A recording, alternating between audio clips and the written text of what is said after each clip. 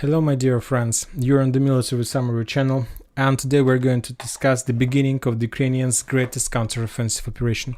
Today, the 11th of May of 2023, they've launched few attacks yesterday in the evening of the local time, and today we see a real offensive operation, and not just in the vicinity of Bakhmut. The sources are saying that currently we can see the convoys and columns of Ukrainian forces who are heading from Kharkiv in direction of Belgorod region of Russian Federation and also in direction of Kupiansk area. Today we see a number of attacks, a number of attempts to encircle the Wagners in Bakhmut. Today we see activity and activation of Ukrainian forces in Orekhov front line. So let's go step by step and let's try to understand what exactly is happening today. And first of all, we're going to start with Bakhmut, with this area. If you remember, yesterday the Ukrainians launched their first counteroffensive attacks in direction of the channel, and as a result of those attacks, the Russians were forced to step back from this bridgehead on the eastern side of the channel. During the day, we received a lot of updates exactly from this bridgehead, from this foothold.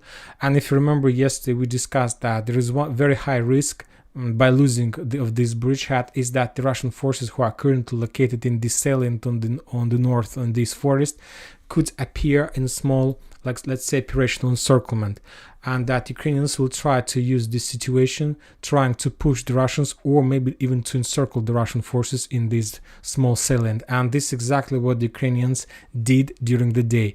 And as a result of those attacks, the Russians were forced to step back from the N32 road to the south, and there were no updates about the real positions of the Russians in this area, but some sources are saying that currently the Russians control this area. So we can see that the passage between the western side and the eastern side of the channel is under Russian control. I don't think that the Russians are able to hold this bridgehead for a very long time because the Ukrainians are going to increase the pressure, and anyway, currently they're just trying to win some time, because as we know, today the Russian Minister of Defense of Russian Federation took a decision to replace the LPR forces from Klishchiivka and replace them with Wagner forces. So they need time, at least a few hours, when they will be redeployed in this direction and to establish their positions. So currently the forces along the channel, Russian forces, are trying to win the time. And I expect that within the next 48 hours, the Russians will establish their bridgehead some along this, let's say on the south of this line. So in Klishchiivka and the fortifications on the south of Klishchiivka. If you remember, if you take a look at Klishchiivka, there is a very powerful trenches, very powerful fortification that used to be under Ukrainian control. And currently this area is under Wagner's, and they will try to hold and to stop the Ukrainians exactly in Klishchiivka. So I expect one more time that within the next 48 hours, the Russians will leave the entire bridgehead on the right side of this arrow. And so that means that within the next 48 hours, the Ukrainians will be able to capture the forest and, let's say, release and restore the access to N32 road and restore the supply support of Ukrainian forces in the western part of Bakhmut. We will return back to Bakhmut a little bit later. So this is the situation about the Battle of Klishchiivka. Right before we start making this video, the Russian sources started reporting that Ukrainians launched another offensive operation in the south, and currently they are trying to attack in direction of Makeivka. This not Makeivka, but in direction of Mayorsk, this small railroad station. So this is some kind of freezing operation. And if you remember, this territory used to be under the Ukrainian control, and currently the Ukrainians are trying to restore access to this railroad station and to this road. And let's say with this attack, they're trying to bypass the channel from the south, and if the Ukrainians are able to establish control over this railroad station, Mayorsk, this one, then the Ukrainians will be able to start moving along the channel, along the road and along the railroad station to the north, and to attack the Russians right in their back, those forces who are currently located in Klishchiivka and fortification area of Klishchiivka. So this is a very dangerous attack, but for now there were no updates about any progress from the Ukrainian side, so let's stay tuned and we will keep this situation. We'll try to follow this. Another important update is coming from the northern flank of Bakhmut, and today the Ukrainians launched also a few waves of counter-offensive operation along the railroad ways. First one from Bogdanovka in direction of Berkhovsky water reservoir, and another one on the south of railroad ways along the 05-06 road in direction of Yagidne. The Russian sources are saying that Ukrainians managed to achieve some success. They managed to develop, they managed to penetrate the Russians' defense orders, and the Russians were forced to step back. And according to information we have, currently the Russians control something like this. So as you can see, the Russians left the trenches in open air positions and moved in direction of the forest lines and Yahidne, closer to the fortifications, to the forest lines, to the railroad station, and closer to position where there's a very small bridgehead to attack for the Ukrainian side. So it's better, easy to control. For example, this bridgehead on the south of Berkhovskaya water reservoir is not very difficult to protect, to defend. There is like water reservoir on the north and railroad ways on the south. So it's a very, very short distance to attack. And of course, if Ukrainians have endless sources, manpower, anyway, they will penetrate, but with the higher price for this bridgehead. Now we're going to the north. We haven't received any updates from Orekhovo-Vasilievka, Dubovo-Vasilievka, Zelezhnyanska from this bridgehead, but based on the patterns and based on the situation around Bakhmut, I assume, and my projection and my understanding of the situation, that the Russians will be forced to step back on the line of Dubovo-Vasilievka, Krasная Gora, Blagodatная, and the Ukrainians will be able to take this entire bridgehead.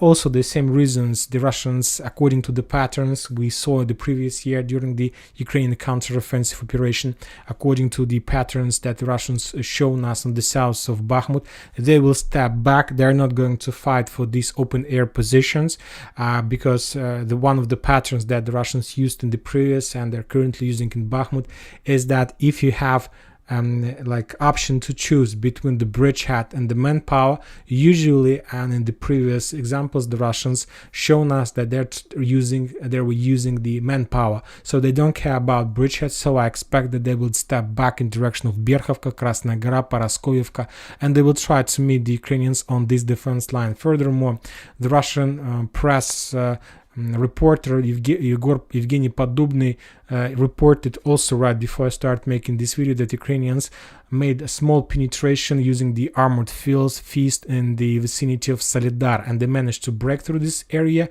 and to establish their position. And currently these forces are trying to prepare their bridgehead before the second, the third waves of Ukrainian soldiers arrives to this position. After that, they will try to continue to attack in direction of Solidar. When talking about the area between Sakovo-Anseti, Krasnopopovka, Yakovlevka, Belogorovka, we haven't received any updates from this area, but to tell the truth, if you ask me, I expect it, and I understand from my experience that this is one of the most important and one of the most dangerous bridgehead on Russian front line, that they need to keep an eye on it, because this small salient is very perfect area to start, let's say, offensive operation from the Ukrainian side in direction of M32 road. And if the Ukrainians are able to develop even at least, let's say, on 10 kilometers to the south, then they will be able to establish fire control over M32 roads, and this is going to be something like small operational encirclement of Russian forces on the Bakhmut bridgehead, and they will be able to cut Bakhmut with Popasная, cut Bakhmut from Popasная, and this is the main supply road that the Russians use for supporting their forces in this area. So they need to pay attention, and I expect that within the next 48 or 24 hours the Ukrainians will make another attempt, or the first attempt, to penetrate this area and to get as deep as possible in direction of M32 road. Furthermore, the previous week we were talking a lot about special unit Akhmat. We were saying whether this force will be deployed or not, and for example, if you remember, yesterday there was like a final day, when Wagner's should have left Bakhmut, but they haven't done this yet. And if you remember, there was a lot of talks that these forces, Wagner unit, will be replaced by special unit Akhmat. And today the Russian sources published a lot of video of sending more units of Chechen special forces Akhmat and from Rosgvardia in direction of Bakhmut. Probably this video was published exactly the same day when the Ukrainians launched a counteroffensive operation, just to reduce the media panic and to show that the Russians see everything, understand everything, and send exactly as much as possible reserve they have. Furthermore, if you remember, Prigozhin told us that if the situation is not going to be changed by the 10th of May, he would leave Bakhmut. So probably, as I understand, this date was selected with the purpose, and we understand that the Ministry of Defense of Russian Federation and Prigozhin know exactly that the Ukrainians are going to launch their counteroffensive on the 10th of May, and Prigozhin was asking to increase the supply and support of Wagner's with ammo for artillery systems, because he knew exactly that the Ukrainians would attack, and he just wanted to be secured, and he just wanted to be on the safe side. So as you see, the situation on the flanks is not very good for the Russians. This situation is difficult, but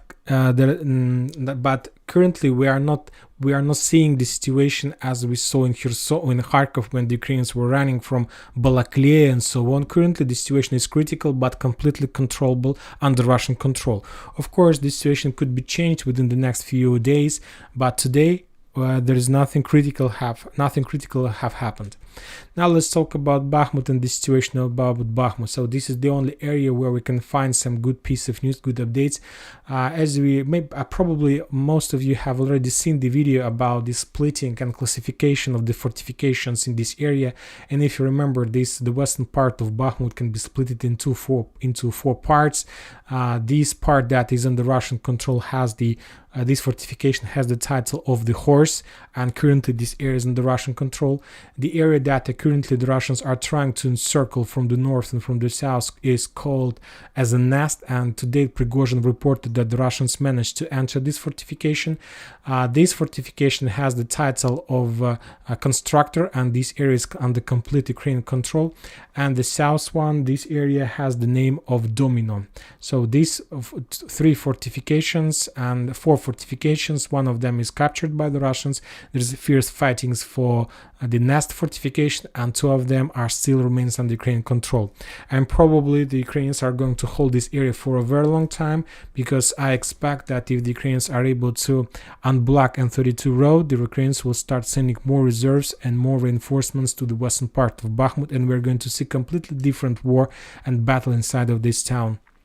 Now let's go to the other front lines, and let's start from the north, because right before we start making this video, the Ukrainian sources published a lot of convoys. The Russian sources published a lot of information of Ukrainian convoys who were heading in direction of Belgrade region and in direction of Kupiansk area. And the Russian sources are saying that they also have mentioned the new Western weapon, Western tanks, strikers like Challengers, Leopards. They haven't mentioned the real titles and types of weapon, but they mentioned that these forces who are currently located in Kharkiv that are currently operating in this area have the types of Western weapon.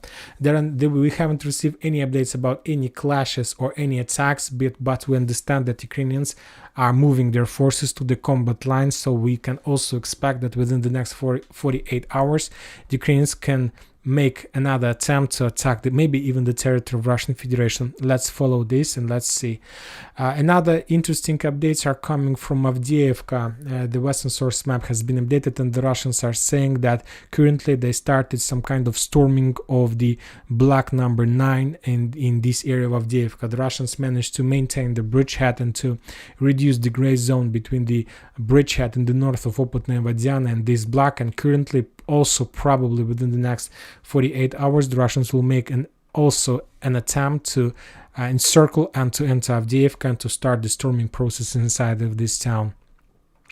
And another interesting updates are coming, of course, from Solidar. As you can see, yes, just during this video we see that Ukrainians, the thing that I explained to you during the video about this attack on the northern flank has started while I was making this video, and the Russian sources are saying that there is some kind of activation on the Solidar front line, and the Ukrainians started pushing in this area as well. So everything develops even faster than I thought. And when talking about Zaporozhye, as you can see, this entire area is covered with the fire. There are still just artillery duels. There are no clashes, combats on the ground. The Ukrainians are not hurried to push. but we also can expect that within the next few hours the Ukrainians will activate in this area. The Russians are saying that the level of loss of the Ukrainians during the previous 24 hours have been increased. The Ukrainians lost 110 soldiers, so this is the heaviest loss of the Ukrainians in this area, and probably they have already moved all their forces to the combat line, and we can expect another activation in this area as well. When talking about Kherson, there are no changes on the ground. There are no just regular artillery duels without something interesting or something new or something like this. So and this is all about detailed description, and now we need to go one by one more time and just to analyze and understand. During the day we've seen and mentioned, and where there was reports about activation of Ukrainians in the vicinity of Kharkiv, and there are probably two directions of attack, one of them from Kharkiv in direction of Belgorod, and another columns and convoys of forces were heading in direction of Kupiansk, so probably the Ukrainians are going to relaunch their offensive operation in this area as well. There were no updates from Liman front line, neither from the Russian side nor from the Ukrainian, so probably we are not going to see anything in this area. Right before we start creating this video, the Russians report about some kind of activation of clashes from Siversk to Solidar direction. During the day we received a lot of updates about the clashes on the flanks of Bakhmut, where the Russians were forced to step back. The only area where the Russians had some progress is inside of Bakhmut. They have entered some certain fortifications. Also, right before we start making this video, the Ukrainians launched some wave of attack in direction of railroad station Mayorsk to restore access to the road that they can use to encircle the Russian forces in Bakhmut and in the south fortification area. The Russians achieved significant success in the vicinity of Avdiivka, and currently they got as close as possible to the industrial zone, to the residential area and fortification area, and we can also expect some offensive operation within the next 24 hours. The sources are saying about heaviest clashes in Marinka. Currently it's very difficult to understand what exactly the Russians, but also when talking about Marinka, the Russian sources are saying that the Ukrainians have been activated in this area on the same line and the same level as on Solidar front line and on Mayorsk front line. So also the Ukrainians launched a small counter-offensive operation in Marinka as well, trying to regain their lost positions during the previous months of clashes. Also very interesting. So we'll see, but probably this is the operation where the Ukrainians are trying to, let's say, to force the Russians to misfocus them, to change their focus, and not, because all these attacks are very important, but we still don't know where the Ukrainians are, which direction the Ukrainians have already chosen as the main direction. Of course, probably this is going to be the south, but there are still no clashes, but most of the Russian military experts are saying that soon something is going to happen here as well. And that's it for today. Military Summary channel reminds to condemn any violence in Ukraine. Thank you for your watching. Subscribe to my channel, put your likes to my Patreon, and have a good day. Bye bye.